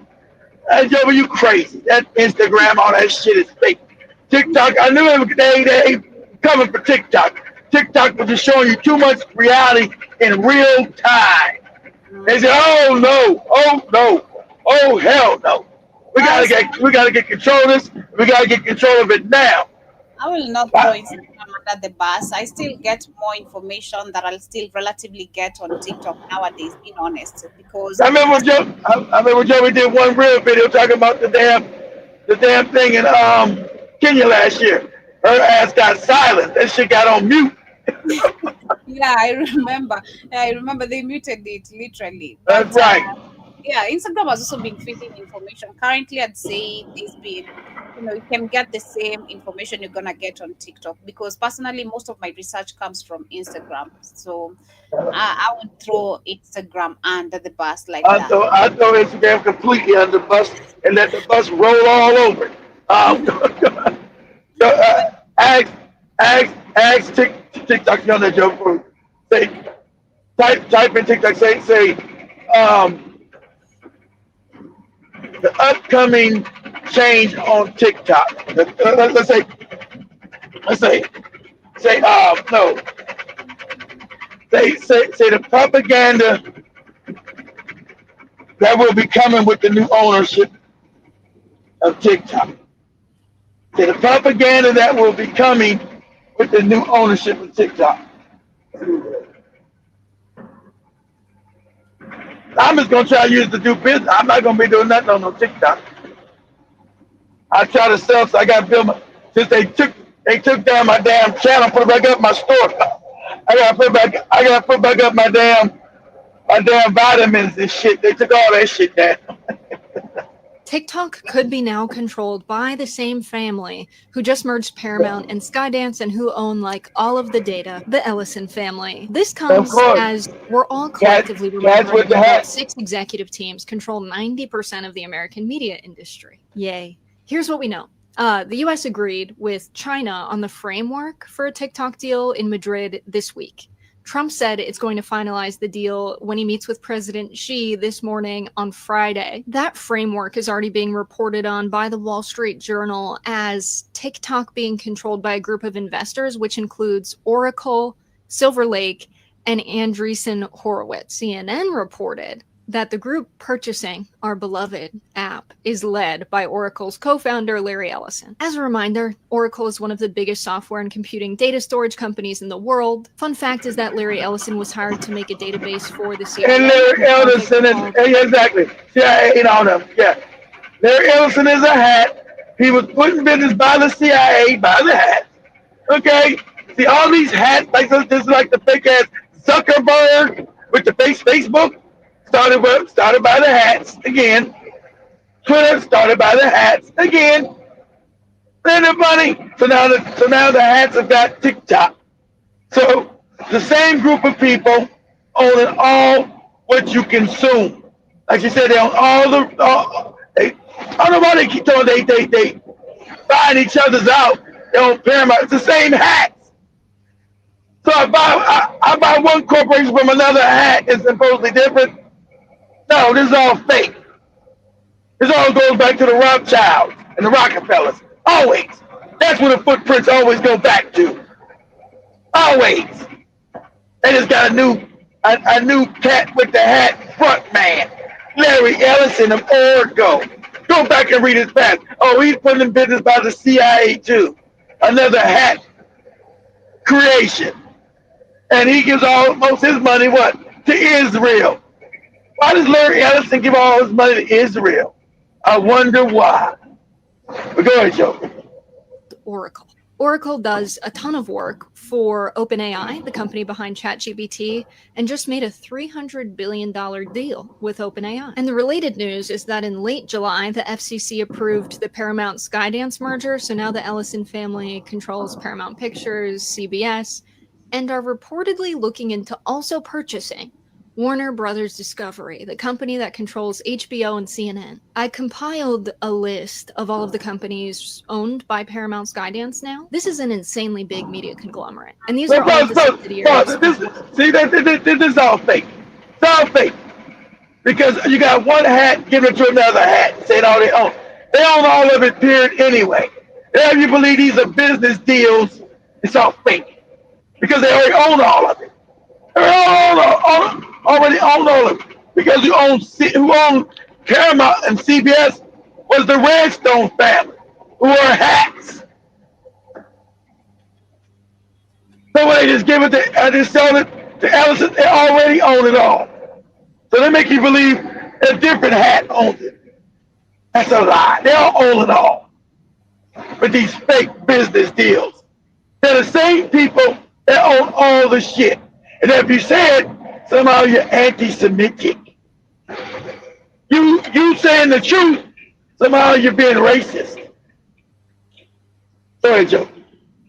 Warner Bros. Discovery. This would be two of the biggest media companies in the United States merging. And then think about the Ellison family also running Oracle, so they have a lot of data there too. And TikTok reportedly already works with Oracle. Anyway, this new deal is going to be pretty similar to the one we saw in April. ByteDance is going to have an ownership stake at just 19.9%, which is just below the law's 20% threshold. Which is zero. Will also likely be able to still access ByteDance's algorithm under the new deal, according to two sources. TikTok is planning to launch a standalone US app with the technical work of separating the US model and user data nearly complete. So now Ellison is on the verge of becoming the world's richest person. According to Bloomberg's Billionaires Index, he grew his net worth $88 billion on Wednesday. He donates millions of dollars to GOP campaigns and invested $1 billion in Elon Musk's takeover of Twitter. And just to make this all that much more interesting, Ellison is also the guy who's super pro-surveillance and once said there would be cameras everywhere with movement analyzed by AI. Everywhere. Said citizens will be on their best behavior because we're constantly recording and reporting everything that's going on. So I guess we'll see what happens. And Larry Ellison and family will see us seeing what happens. So the US and China are close to a deal that would transfer TikTok's US operations to a group of American investors, some Trump allies. The deal could save TikTok in the US, but many users are worried about what the new version of the app will look like. They'll leave it. TikTok is done. They'll leave the app. Because the app won't be doing nothing but giving pro-Israeli. Suppose that I'm going to start that joke. Go to say Larry Ellison, the guy, is the most pro-Israel individual to say that in TikTok. Say Larry Ellison is one of the most pro-Israeli people ever. On TikTok. On TikTok. Just say on TikTok. On TikTok. Don't see the video. Algorithm.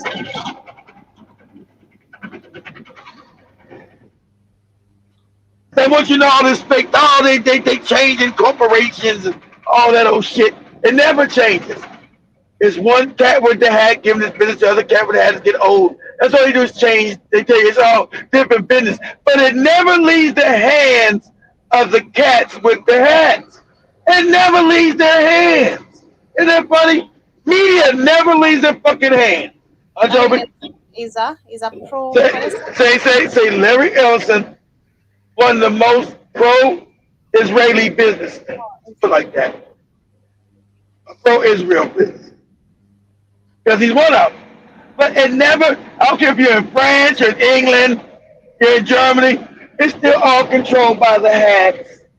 Netanyahu went on camera today to brag about how Israel has now acquired TikTok and calling it one of the greatest weapons in their arsenal. Pause it, exactly. Pause it. See, I told you, see, they'll give you the fake thing, the Larry Ellison bullshit. No! The Rothschilds got it now. They use these morons like a Elon Musk, a fucking Zuckerberg, and this Larry Ellison fake moron as a front man. The Rothschilds now got it. And that's Israel. And that's a fact. Oh, he's businessman, he's owning this, owning that. You found out they never had no fucking money ever. It's all fake. Go ahead, Joe. It's becoming a weapon, and Israel's Prime Minister Benjamin Netanyahu says so himself. You can't fight today with the swords. We have to fight with the weapons that apply to the battle. They got it. Engaged. And the most important ones are on social media. TikTok, number one. The U.S. has finally forced TikTok to sell its American operations. After months of political pressure, ByteDance has agreed to slash its stake and hand control to a U.S.-dominated board. And the new power players? Oracle and its allies. Oracle, a company originally built to manage databases for the CIA, will now hold the keys to American users' TikTok data. At its center is billionaire founder Ellison. Pause it. You see how it was originally built to manage data for the CIA with this fake Larry Ellison, like fake Zuckerberg. All these businesses all started by the CIA and the cats with the hats, where they give a fake name to some fake billionaire, some fake motherfucker who supposedly created Oracle in his garage. These motherfuckers always create the shit in their garage. Google was created in the garage. Apple was created in somebody's garage. Oh, Facebook was created in the garage. And all that shit has CIA fingerprints all on it. Only one that didn't have CIA fingerprints was TikTok. And so the CIA had to get it because of Israel. That's what happened. Go ahead, Joe. Not just a tech mogul, but also one of the biggest private donors to Israel. In 2017, Ellison gave $16.6 million to friends. One of the biggest donators to Israel. You know he's got to do that? Because the Rothschilds demanded. The CIA demanded when they built his ass, when they picked him to be a fake billionaire. Your money, half your money goes back to Israel. You understand that, boy? The money we give you is we're going to make you a fake billionaire. You're going to put that money back into Israel. You got that? Yeah, I got it. If you don't, there'll be some bubble gum with your name on it. Go ahead, Joe. Defense Forces reported as their single largest donation at the time. For 2,000 years, we were a stateless people. And now we have a country of our own. All the brave men and women of the IDF who... They all got to be, they all end up being cats. Now, if you know statistics, this is a statistical impossibility and a statistical improbability. That you got the same group of people owning all your media, all your social media. This be improbable if it wasn't the scam. Okay? So he's talking that same Israeli shit. Because you gotta get their narrative, their lies. And so if you don't know these people control the world, you are a fucking moron. Go ahead, Joe. for preserving the state of Israel. Critics say this takeover is not just about national security, it's about controlling narratives. With Oracle in charge, it's not only the data they hold, but the algorithm itself. The invisible system that decides what goes viral and what disappears. And even the White House acknowledged it. And the algorithm, I know this is a question many of you have had, will be secured, retrained, and operated in the United States. But instead of calming concerns, that statement only deepened them. Users fear retraining the algorithm could mean reshaping what speech is allowed to surface. They're going to censor this app. They're going to censor that all the events leading up to this sale point to this happening. It was lobbied by pro-Israel organizations. The lawmakers admitted that it was because it was hosting anti-Israel content, like mine, like many others. With campaigners warning of an Israelification of TikTok, where moderation rules and algorithmic tweaks could tilt the platform in Israel's favor, muting pro-Palestine voices that since October 2023 have been critical in exposing Israel's genocidal war on Gaza. What started as a fight between Washington and Beijing over data has turned into something much bigger. A battle over narratives, censorship, and who controls the global conversation on Palestine. Guess what? They're selling TikTok to a Zionist billionaire very soon, and they're Exactly. Who controls the narrative on everything globally? Who controls the narrative? The fake lies, the fake propaganda, the fake disinformation. That's what this is about. So they're coming out in your face, knowing that all you people starting to know we make up lies, we make up fake shootings, fake Charlie Kirks, and all this shit. Well, fuck it. We're gonna lock it down in your face. Go ahead, Joey. Who's it? It's Larry Ellison, CEO of Oracle. He's currently buying up a bunch of media in the United States and creating a media monopoly. He owns Paramount, CBS. He's trying to buy Warner Bros., who owns HBO and CNN. He's going to be the guy who gets control of 80% of TikTok. And he's going to buy the Free Press, which is another media institution. This is just splendid. You know, when the ADL CEO, Jonathan Greenblatt, was in Israel and he was talking to the Knesset and saying, we need to capture TikTok, this is it. This is it. Exactly. Exactly. The ADL, we know that anti-defamationally, all the cats with the hat said we're gonna go get TikTok, and we gotta get it. Period. We run the world, and we gotta go get this app. This app is fucking us up. I know Instagram. Sorry, Joey. I know we gotta go get this app because they already control Instagram. They already own it. You fake ass Zuckerberg, fake ass. Oh, another cat. And from Zuckerberg's another cat with the hat. Ain't that funny? What a coincidence. So, they said we gotta go get TikTok and we gotta go get it now. And they went and got it. Isn't it funny? They got to steal somebody's time. Joe said, how did you steal your invention? Because Joe, I come smack you in the head and say I'm a cat with the hat and you'll bend your goddamn back or I'll break it. That's why. Go ahead, Joe. He supports the state of Israel. He's going to censor criticism of Israel on all of the media he controls. And he's been doing this very recently. Suddenly buying up a bunch of American media. And remember, it was them that set him up in the beginning when he was a young kid. He's not a genius again. He's another puppet that they set up, and now he's doing the bidding of them when they need him to do it. And you believe it's a businessman. No, this is an Israeli puppet that they put in power just like they did with Zuckerberg, fake ass, Elon Musk, fake ass, Bill Gates, fake ass. So then now they're bringing his ass out and allow him to buy up all the media. We say, oh, it ain't us. It's him.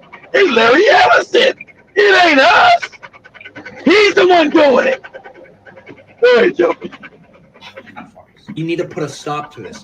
Why is one man and his family in control of all the CNN, CBS, TikTok? He doesn't control shit, young man. It's the cats with that. This is too much power. This is a monopoly in the making, in front of our own eyes. Of course. Your call to action is to email this guy, Ro Khanna. That's his email. He's on the House Oversight Committee. That don't mean shit. We're going to ask him. You can email it. All right, hey, listen, that kid. You've already lost. You can email him 1,000 emails. The same people that control Larry Ellison is the same people that put that moron in cock. They own and control him. And they probably got pictures of him either with his penis in some young kid's mouth or somebody with a penis up in his butt. Okay? Give me the real world, son. And TikTok owners into the Oversight Committee for a hearing and question the motivations behind this. Because why is the Trump regime allowed to hand off America's most popular social media platform to one of his allies and a Zionist? I mean, hell, X and Meta are already... Trump, exactly. X and Meta is also controlled by the hacks. That's right. That's right. Meta is what Joby's loving Instagram and Facebook. and Facebook who was sending me all kind of perverted ass goddamn porno shit. But this is supposed to be about my data being protected. Yeah, okay. So, exactly. Son, they own it all, son. Go ahead, Joe. Controlled by Trump allies, Fox News is in 70 million homes. The Washington Post and Reuters and Politico are Trump donors. Yo, we're cooked, bro. You know what countries cut off their users from the rest of the world? Authoritarian regimes like North Korea and Russia. That's what they do. Because they don't want their people getting all these ideas of resisting, standing up for their rights, achieving freedoms, making progress, questioning the authoritarian regime. And that's what Trump is trying to do here. That's what Israel is trying to do here as well. Tell us, what is your connection to Israel? Well,